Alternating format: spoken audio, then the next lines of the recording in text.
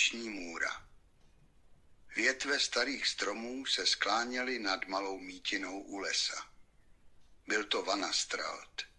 Les byl starý a tajuplný, s kmeny stromů širokými jako hradby, které zažily vzkvétat lidstvo a nástup démonů na svět před 1000 let.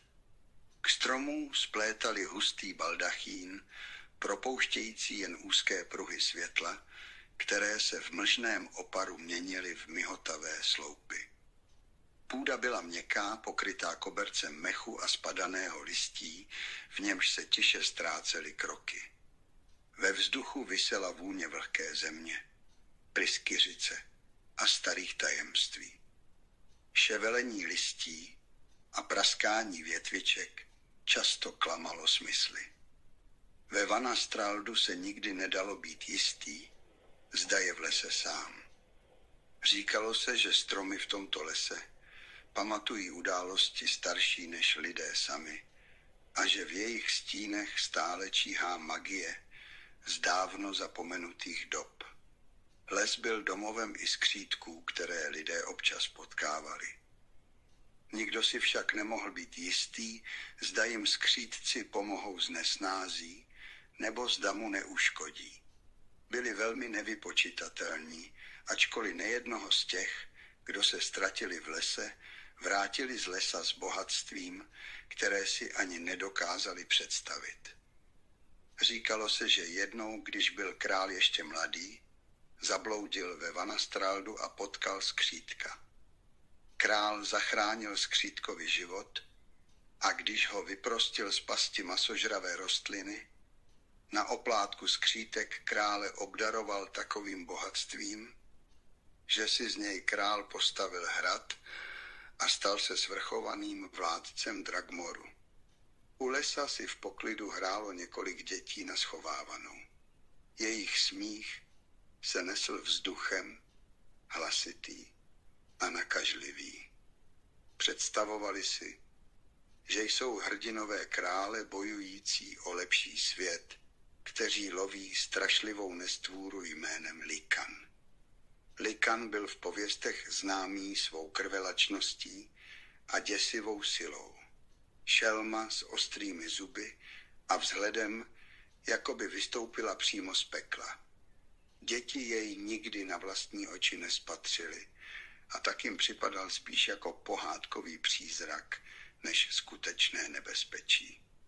Smáli se a křičeli: Hej, ty stíne, šelmo chromá, radši zůstaň v klidu doma. Smrdíš jako pukavec, zkus mě chytit za límec. S rozesmátými tvářemi se honili po louce na mítině, užívající si bezstarostnost přítomného okamžiku. S příchodem soumraku se příroda kolem měnila. Stíny se prodlužovaly, vzduch se ochladil a les potemněl.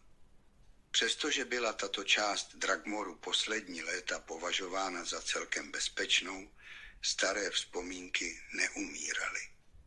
Lidé si stále dobře pamatovali, kdy Likan, pekelná stvůra podobná vlku, sídlila v doupěti nedaleko vesnice a rozsévala smrt. I děti věděli, že noc umí probudit věci, o kterých by raději ani nepřemýšleli, ale bylo jim 10 let a za svůj život smrt ještě nezažili.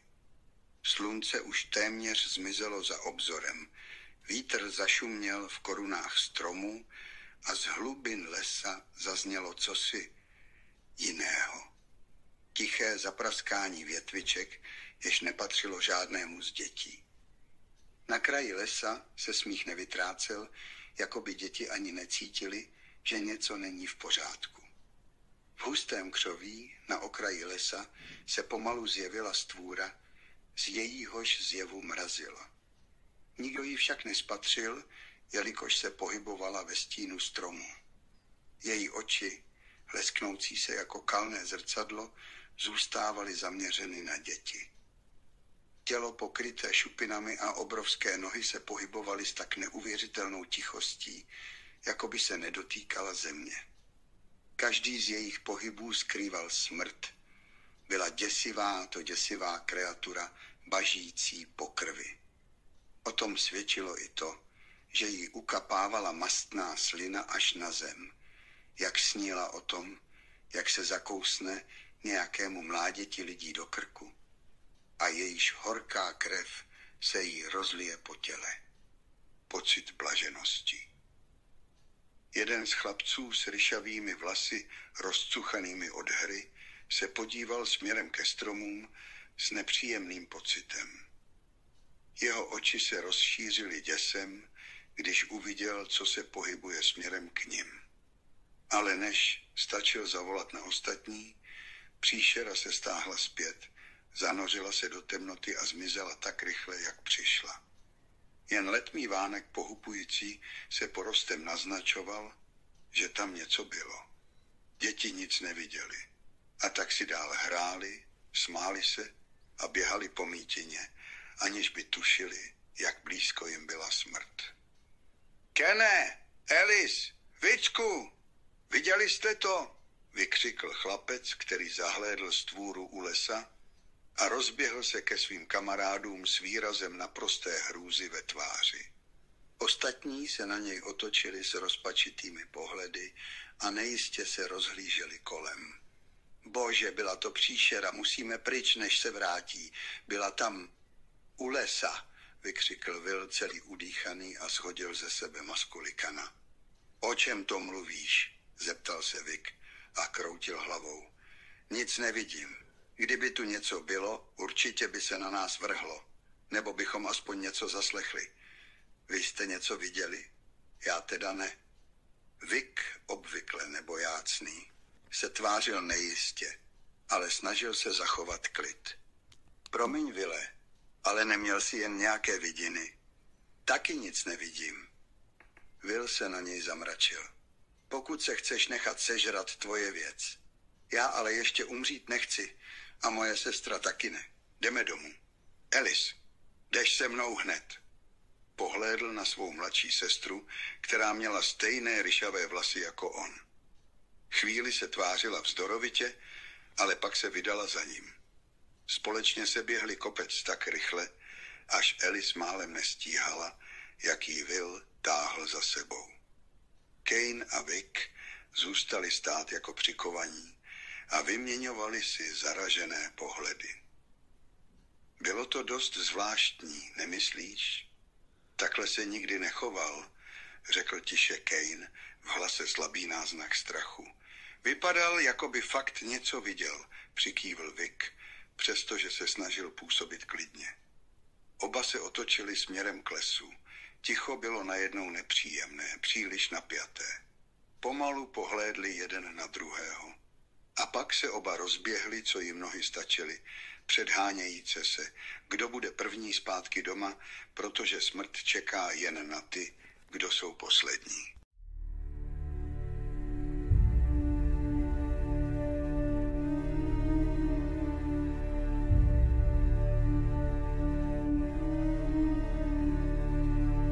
Tři vesničtí lovci šli do lesa na lov. Už vesnici docházely zásoby. A vesnice jako tato i ostatní v okolí žili se společnými zásobami. Jako byla voda ze studny nebo řeky, či zásoby masa, které se skladovaly v hluboké jámě, kde vydrželi i několik měsíců. Lovci kráčeli tiše, každý se svou zbraní v ruce. V Drakmoru bylo běžné, že král rozesílal zbraně po městech a vesnicích.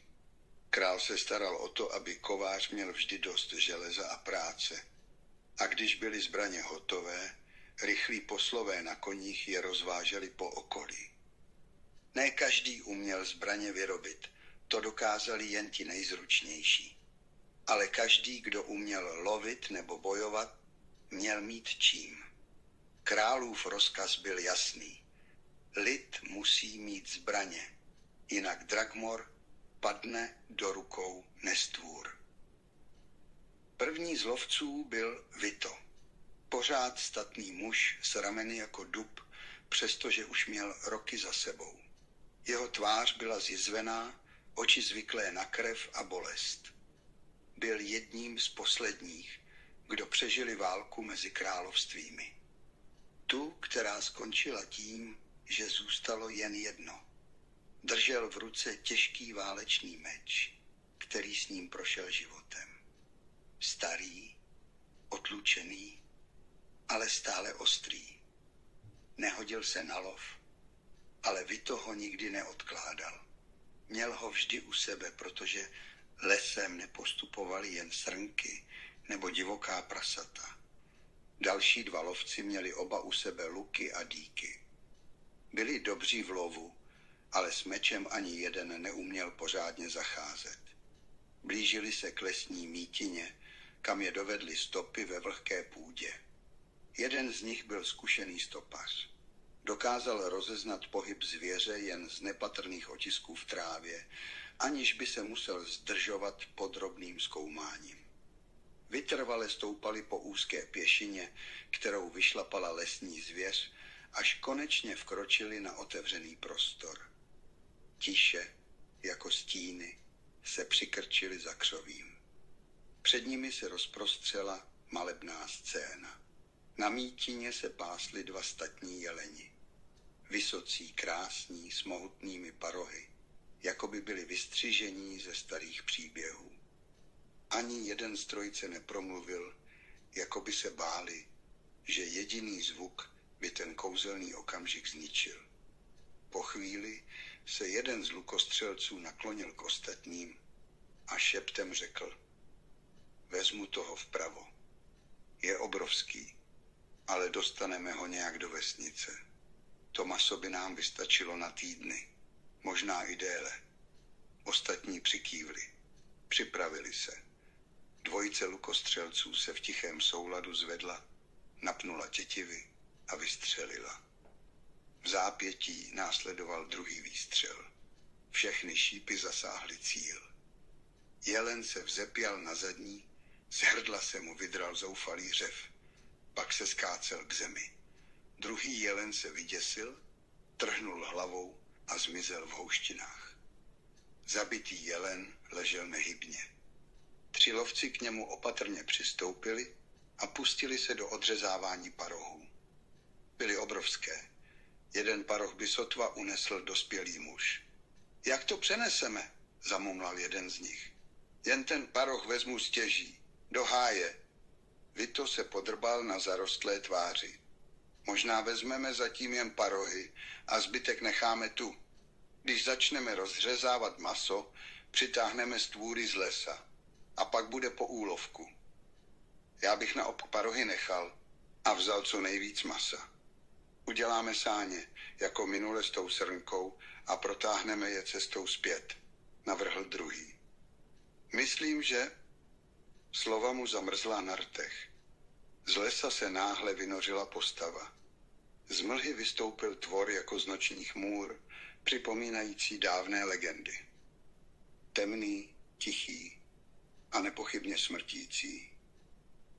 Byl vysoký přes 3 metry, jeho tělo vyzáblé, avšak zlověstně silné. Kůže připomínala starou seschlou kůru stromu, napnutou přes vystouplé kosti a šlachy. Na jeho zádech se tyčily ostré výčnělky, připomínající zahnuté hroty, jako kdyby si z něj samotné peklo razilo cestu ven. Jeho končetiny byly prodloužené a nepřirozeně kloubovité. Přední paže končily dlouhými prsty, zakončenými srpovitými drápy, které vypadaly, že dokážou rozsekat kámen jako papír. Každý krok stvůry doprovázel děsivý zvuk chrčení. Ani jeden nic neslyšel, protože byli zabraní do rozhovoru, než ho spatřili před sebou. Jeho hlava byla podlouhlá a bez očí, jako by neviděl, ale cítil. Z úst se táhly vlhké šlachovité výrůstky, které se pohybovaly samostatně, jako by vnímali vzduch. Z jeho tlamy vyčnívaly nepravidelné a křivé zuby a mezi nimi se občas objevovala rudě svítící tkáň obětí, možná i prokousnutá vlastní, protože z jeho pravé tváře visel kus odlepené kůže. Ocas mělo stvoření dlouhý a svalnatý, zakončený ostrým výčnělkem, připomínajícím kopí, taktéž potřísněné krví obětí. Bojovníci cítili, jak jim stuhla krev v žilách, a smrt byla v tuto chvíli jen jediným možným východiskem. Všichni tři tam stáli jako přikováni, jen Vito vydechl hrůzou. Za svůj život neviděl nic tak děsivého, i když s nějakými monstry už bojoval.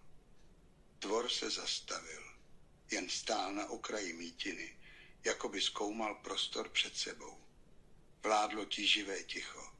Najednou se rychlostí, která odporovala jeho velikosti, se vrhl vpřed.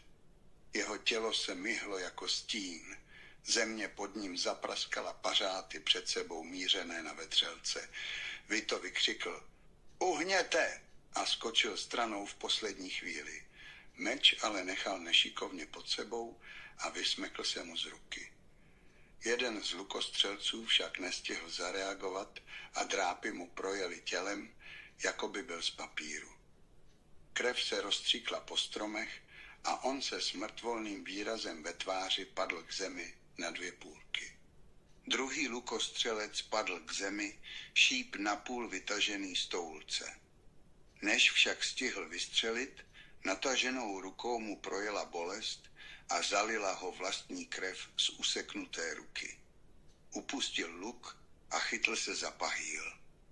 Krev stříkala na všechny strany a on se svíjel v agónii na zemi. Monstrum se natáhlo k dalšímu bleskovému útoku, když ho náhle zalila vlna vlastní bolesti. Vito se totiž mezitím vzpamatoval a useknutým parohem narazil stvůře do břicha. Vito se překulil právě včas, když pařáty stvůry zasvištěly nad jeho hlavou. Sevřel krátkou dýku a vyrazil vstříc stvůře. Zakřičel, aby upoutal její pozornost. Podařilo se.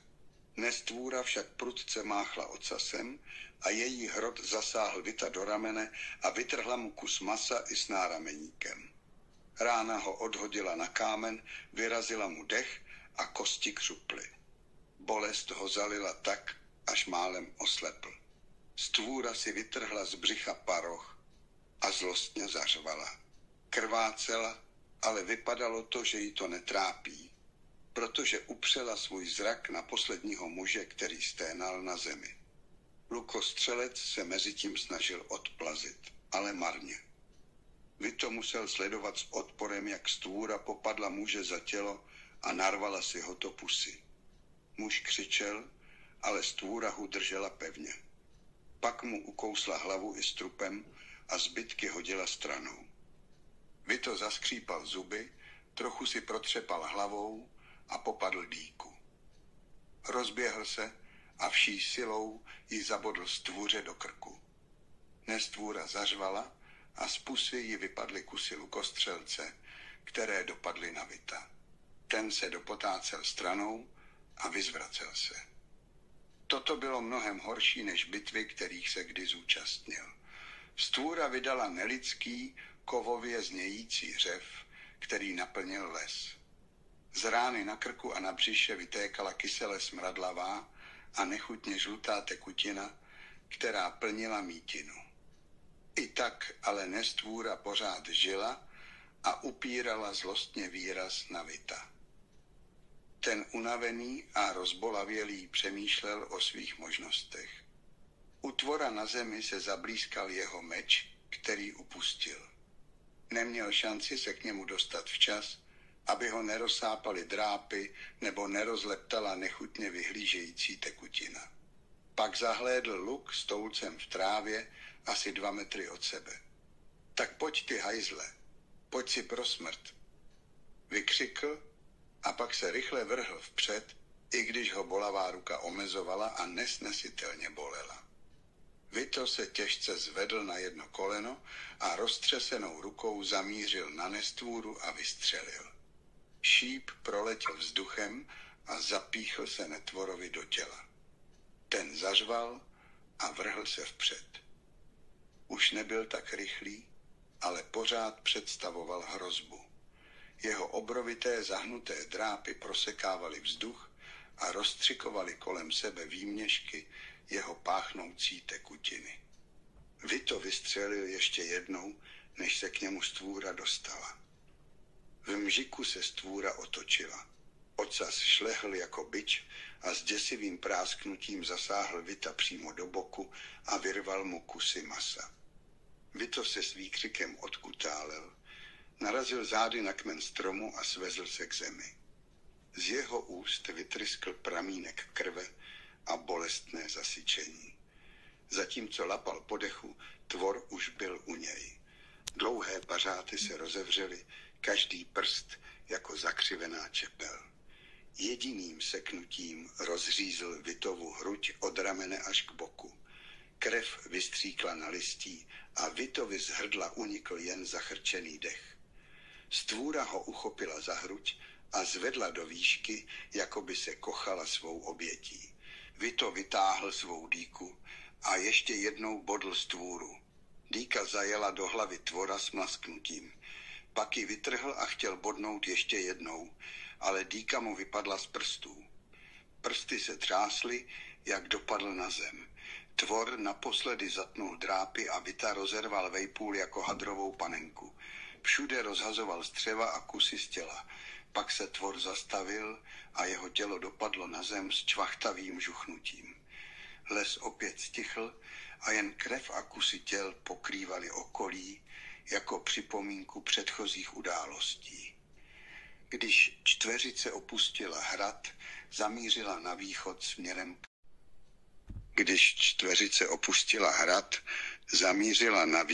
směrem k Nimrotu. Cesta měla trvat přibližně 3 dny, pokud udrží současné tempo. Od krále dostali koně. Ty nejlepší ze stáje samotného vládce, který do výpravy vkládal velké naděje, zejména proto, že s nimi poslal i čaroděje Elvariona. Po chvíli jízdy se Ben a Tomas, kteří jeli na konci skupiny, málem převrhli ze sedel, když se k nim z nenadání přiblížili 2 cizinci. Zdravím vás, promluvil jeden z nich klidně. Jsme tu na tvou žádost, Elvarione. Výborně, přikývl čaroděj. Připojí se k nám. Samuel a Lucius jsou to hraničáři. Oba muži vypadali drsně.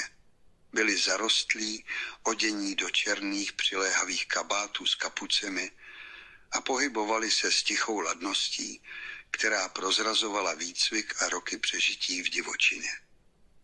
Ben si je měřil podezíravě pohledem, ale nic neřekl.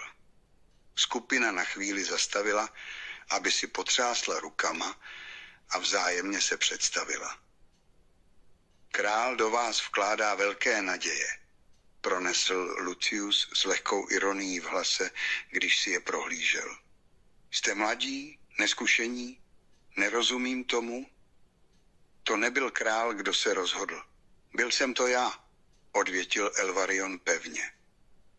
Bena jsem potkal náhodou na ulici, překvapil mě svým chováním a odvahou. A u všech z nich cítím sílu a odhodlání, jaké jsem dlouho nezažil. Jejich aura je také mimořádná. Odvaha a aura jsou ti k ničemu, když se na nás vrhnou příšery z hlubin světa a budou nás chtít roztrhat, zavrčel Lucius. Tihle umřou dřív, než tam vůbec dorazíme. Přestaň, Luciusi, ozval se Samuel a šťouchl do něj loktem. Jsme přece na jedné straně. Nebo snad ne. Přísahali jsme král, že uděláme vše proto, abychom zničili ty stvůry. A teď máme šanci znovu pracovat s Elvarionem na tajné misi. Co víc si můžeš přát?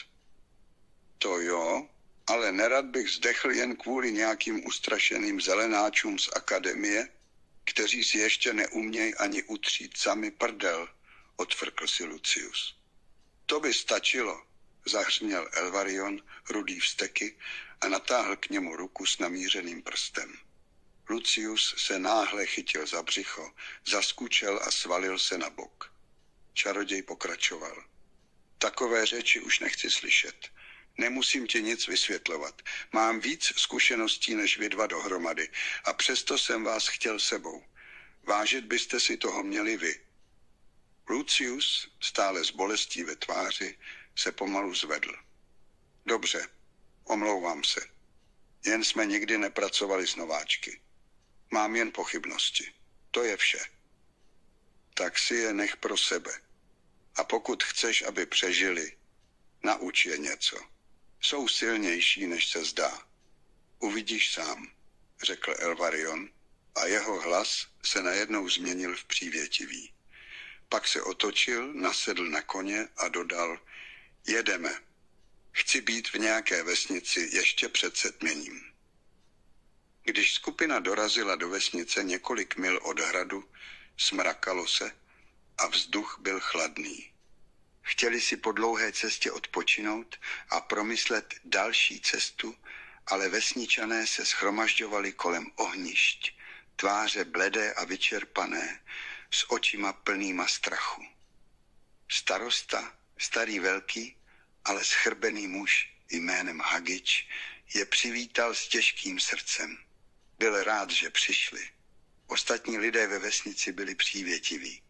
Vás nás seslala snad sama příroda na pomoc, řekl Hagič a pousmál se na ně. Kolem cizinců se udělal hlouček lidí a jeden mluvil přes druhého.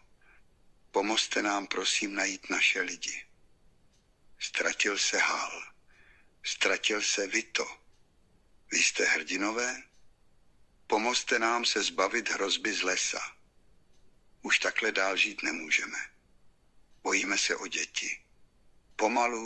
Pomalu, řekl Arik a vystoupil před lidi. Bolelo ho v zádech, jak seděl celou dobu na koni, ale s lidmi soucítil.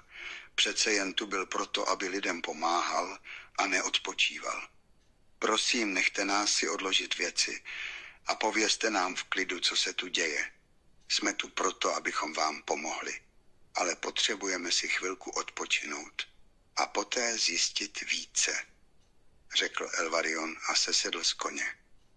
Ben se jen díval z lidí na les a zpět.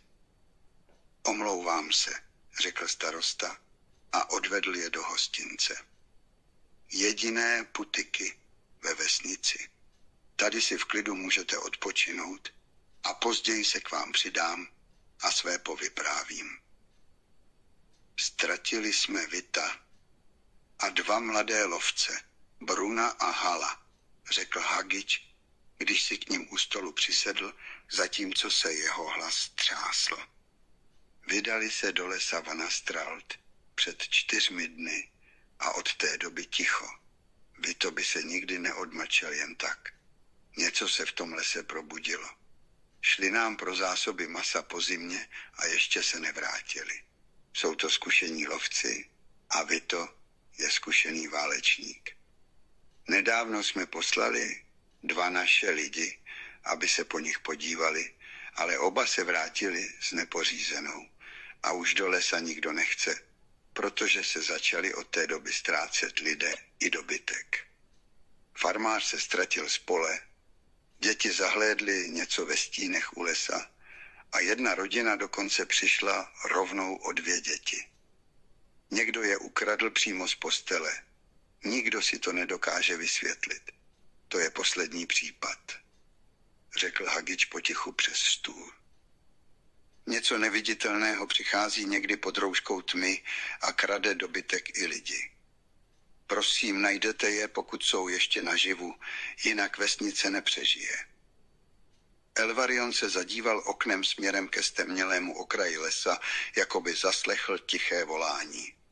Ten les je starší, než si myslíte, pronesl tiše. Slyšel jsem o něm. Mluví o stínech, které se hýbou ve větru, o stromech, co šeptají. Ben si odkašlal. Zní to jako místo, kam bychom měli jít, řekl a pousmál se. Lucius na něj zavrčel tak, aby to čaroděj neslyšel. Buď ticho, Nulo, baví se dospělí. Ben se vztekle zavrtěl, ale nic neřekl. Zítra vyrazíme na cestu a postaráme se o nějaké zásoby pro vesnici, řekl Samuel klidně. V noci je les jiný. Dostanete, co budete potřebovat. Jídlo i nocleh jsou na můj účet, pokud nás té hrozby zbavíte a přinesete úlovek, odpověděl starosta s obavami v hlase. Nikdo z nás už do lesa nevkročí. A pokud se brzy něco nezmění, začneme hladovět. Všichni přikývli a usedli k výčepu, aby se posilnili před cestou. Jen Lucius beze slova vstal a odešel do svého pokoje. Musíte ho omluvit, promluvil Sam směrem k ostatním. Nemá v lásce nováčky z akademie. Už jsme se s některými setkali a nebylo to zrovna přátelské. Napil se ze svého korbele a postavil se. Ale věřte mi, je to nejlepší bojovník, jakého jsem kdy poznal. Moc toho nenamluví, ale v boji se na něj můžete spolehnout. Je mistr meče, býval členem královské gardy. Na chvíli se odmlčel, pak dodal, teď už půjdu taky. Ráno nás čeká náročný den. Odešel za svým druhem a nechal ostatní sedět v tichu. Elvarion je chvíli mlčky pozoroval, než se sám zvedl. Když vystoupal pár schodů, otočil se na Arika, Bena a Tomase, kteří tiše seděli u stolu zahloubání do vlastních myšlenek. Doufám, že mě nesklamete, řekl tiše. Dnes si odpočíňte, zítra poznáme, co ve vás skutečně je. Obzvlášť pokud narazíme na bytosti z lesa. Pak zmizel za rohem a jeho kroky na dřevěné podlaze se ztrácely, až zmizely úplně. Trojice mlčela. Vzduch mezi nimi byl plný napětí. Po chvíli se beze slova zvedli a jeden po druhém se odebrali do svých pokojů. V hlavách jim vířily obavy i očekávání z toho, co je čeká. Brzy ráno všichni vyrazili, pátrajíc po stopách přeživších z předchozích dní. Po několika hodinách Ben odhrnul větev a udělal krok vpřed, ale okamžitě strnul. Rozprostřela se před ním mítina a byl to jako výjev z nejtemnějších nočních můr. Tráva kdysi zelená a měkká byla rozrytá do bláta, nasáklá krví tak hustou, že se leskla v poledním světle jako stromová míza. Zápach byl tak strašlivý, že by z něj i mrtvola zvracela. Byl to odporný koktejl hniloby a zkázy. Vzduch byl těžký, žluklý a páchl po železe, výkalech a něčem sladce hnilobném, co dráždilo nos a převracelo žaludek na ruby. Po zemi ležela rozhozená a zetlelá těla, nebo spíš to, co z nich zbylo. Kusy masa, rozervané končetiny, trup bez hlavy, který někdo nebo něco otevřelo od žeber až po pánev, jako by hledal něco uvnitř. Vnitřnosti byly roztažené ven, visely z těla jako slizké provazy. Tvář s vytřeštěnýma očima, která i přes smrt působila, jako by prosila o pomoc. Na jiném místě byl hrudník rozpáraný na hadry s takovou silou, že zbyly jen roztřepené cévy, z nichž dávno odtekla krev, jako kořeny vyrvané ze země. Nad zbytky poletovaly hejna much a kolem se potulovalo spousta brouků různých barev i velikostí, jejich tiché bzučení a pohyb se sléval do dusivé kakofonie smrti. Lucius se sehnul a začal se klackem probírat mezi zbytky. Druhý hraničář se vydal směrem k největší mrtvole tvora, už ve značném rozkladu v kaluži své vlastní nažloutlé krve. Žluklá tekutina se rozlévala po blízkém okolí a vypadala jako žíravina, jelikož vše živé v dosahu se měnilo v černou mrtvou zem. Sám se zvedl od mrtvoly a poškrábal se ve vousech. Vypadá to, jako by ta bytost byla už mrtvá několik týdnů a zbytek se taky začíná rozkládat. To jsem ještě neviděl. Já už ano, řekl Tomas a všechny tím zaskočil. Tedy alespoň jsem o tom četl. Jde o tvora jménem, Torvisio vypadá jako na obrázku v knize o bájných tvorech Dragmoru, ale neměl by existovat. Ano, to jméno také znám. Nikdy jsem se s ním nesetkal, ale jde o tvora přímo z pekla, ale nikdo ho nikdy neviděl. Jde jen o pověst. Jak o tom víš, Tomasi? Zeptal se Elvarion. Zajímám se o vše, co kdy žilo v Dragmoru. Proč žije?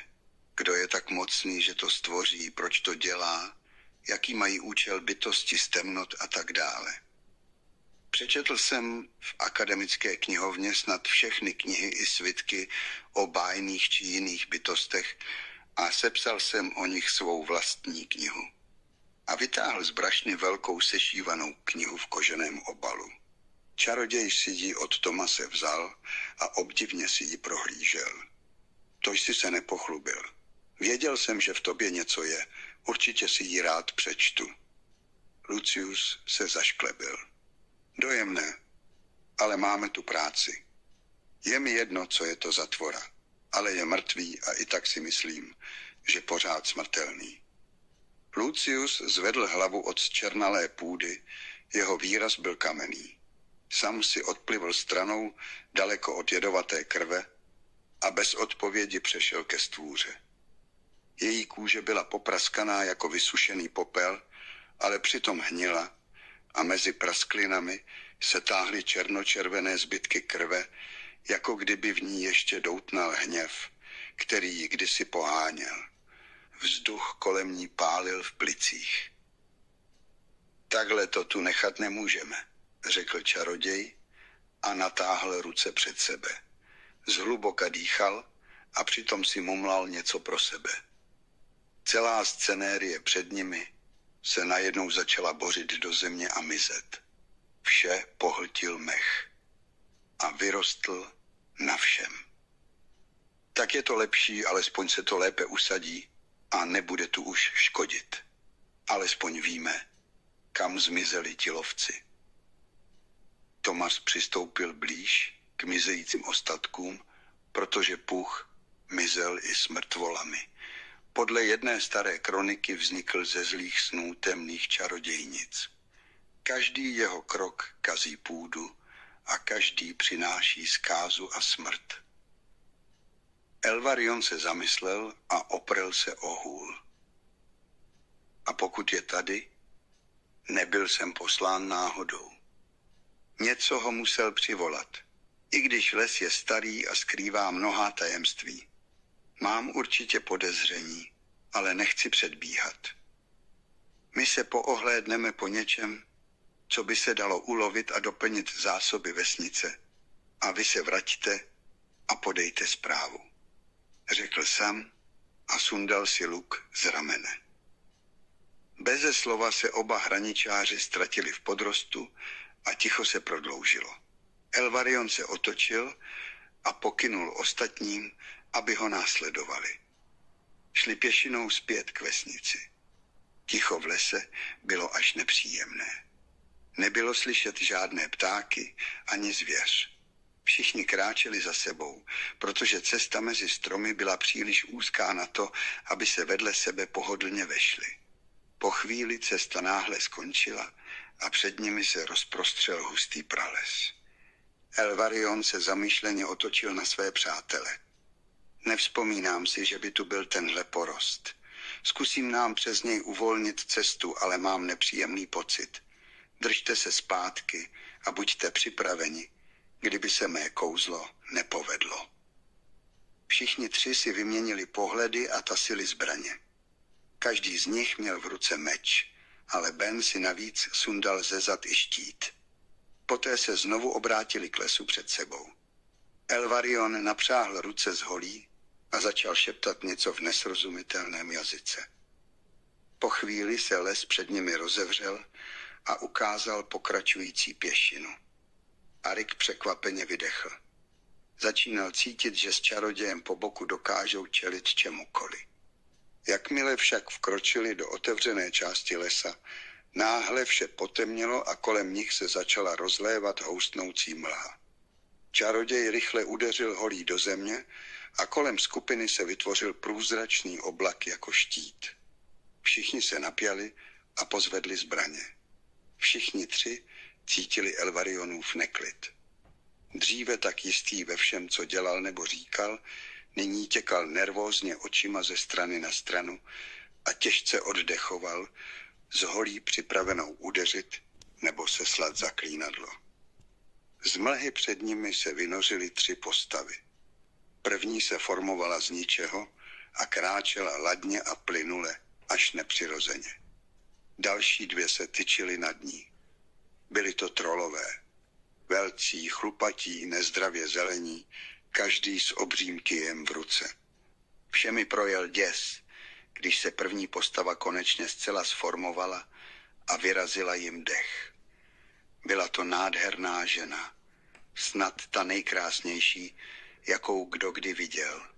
Měla dlouhý černý hábit až na zem, černé vlasy jako uhel a v ruce držela hůl podobnou té Elvarionově, ale byla podivně pokroucená jako větve starého stromu a nahoře měla zasazený obří zelený drahokam.